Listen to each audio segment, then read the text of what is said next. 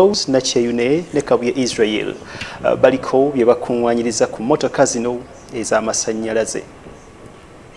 Teknolojia ddala akyuse anti n'emmotoka kati waliwo ez'amasannyalaze nga kwogase ne bodaboda ekintu ekigenda okuyambako mu kukendeeza ku bwetaavu bw'amafuta ng'oba olyawo ebisale byakukka okukendeeza ku bucaafu obufuluma mu mmotoka okuvuga obulungi nga kwogase n'ab'amamotoka okusaasaanya ensimbi entono ez'okuziddaabiriza kyokka gwakanga musana kaakirota bulamu emmotoka z'amasannyalaze za bbeeyi nga wano kampuni eya ZITAASA weyaviiriddeyo n'akazannyo ak'okugula emipiira ebiri gyokka n'oyingira mu kalulu ak'okuwangula emmotoka ey'ekikabwe ekiti olwaleero bakwasizza omuwanguzi waabwe asoose kwaba abasatu Godfrey Cheyune okuva mu kazannyo kaabwe aka Linglong Tires Electrical Vehicles mu industrial area. Wano Mahad wasinzidde n'akakasa nti ddala emmotoka z'amasannyalaze zaakwongera okukuuma obutonde. Kuwananya konna nti nno ensi gyeraga ensi egenda mu kye tuyita Green Revolution okulabika nti nno tukendeeza ku mukka oguyonoona obutonde bw'ensi. So emmotoka ebanga ya masannyalaze kitegeeza ebikwatagana n'omukka tojja bisuubira olw'ensonga nti otekozesa mafuta oba teyina engine ziri ezaffe zetumanyiddwa eza conventional combustion engines wabula eyina electric motors. So kitegeeza nti nno eyina zero gas emissions. So kiba kiyamba ku butonde bw'ensi. Ye omuwanguzi musanyufu olw'okusitukira mu kirabo kino. Leero emmotoka njirabidde ddala tenegituulamu kati n'obukakafu. Simanyi bbeeyi yaazo mu dollars za Uganda naye nja kubuuza mmanye nerabika mmotoka ya bbeeyi ate nze gwe kugenda okuwonulira omusefo egivuga ndowooza esose mu Uganda. Kisinza okunsanyusa amafuta kuba lwogenda okuvuga mmotoka asooka kukebera amafuta kati ebe amafuta nbivuddeko ate bwe n'awaka oteeka mu kasokiti aka bulijjo nokyakinga mmotoka kati bwe naba ngenda okwebaka nga njiteka ngikyajinga mu makya nga nvuga.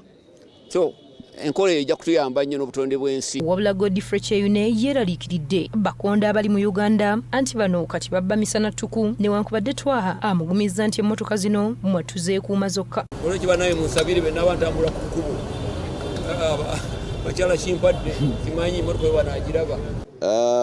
Era nga bwe tubannyonnyodde nti emmotoka eno yeekuuma yokka katugambe kubanga olwa tekinologi gweyina ow'amaanyi tekinologi gwe mulabye mu nzigi, tekinologi gwe mulabye mu mipiira, kati kiba kizibu nnyo omuntu atali nannyini waayo okulabika nti agivuga. So mukulu Cheyune tumukakasa nti nno emmotoka eyo nga tanaba nakuteekako mukuumi yeegenda kwekuuma yokka.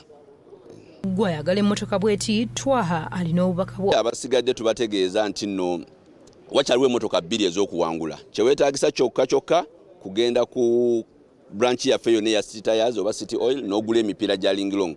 Kasita ogula emipiira gya Linglong ogenda mu kazannyo automatically. So emmotoka ebbiri ezisigaddewo era nazo zammwe tugenda zigaba ngeno we tugigabye. So tubakubiriza okulabika nti no mweyongera okubeera nga mugula emipiira gya Linglong. Mipiira mirungi, mipiira miwangaazi ate nga gijjirako n'ebirabo bino nga bye mulabye. Yesara nga yabadde omugenyi omukulu akubiriza abantu obuteetuulako naddala ng'olina ky'oyagala. Want something, go for it. I don't think Mwami Cheyune just woke up one morning and got the car. He did something. He wanted something and God brought what he wanted. And on top of that, in this world we need people who are generous. I can tell you, those of you who are as young as me will remember that Mandela group of companies used to give us gifts in 19 danyo. When I said 19 danyo, he used to give us fuel with some soap. It's over 20 years that he's been generous to all of us, his customers. You buy something from him, you get something. Wabula ne bw'obanga weerabidde okukyajinga emmotoka yo mu ggwanga muno ebifo ebikyajingirwamu ebiri era nga kati bikyali bya bwereere. Is used to charge. You to go far, you need to drive at a particular optimum speed that will get you the nominal range. If you rev the vehicle quite up and you go very fast, certainly you'll be drawing quite a lot of current continuously, and this will compromise your nominal range.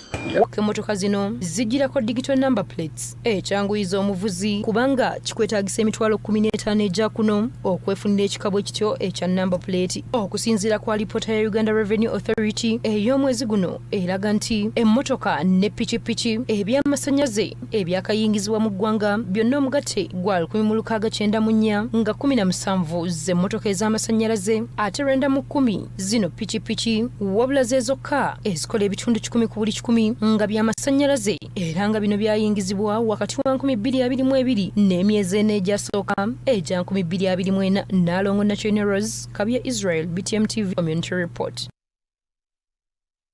Kale mukulikeyo bannaffe Kabya Israel ne Nalongo National Rose.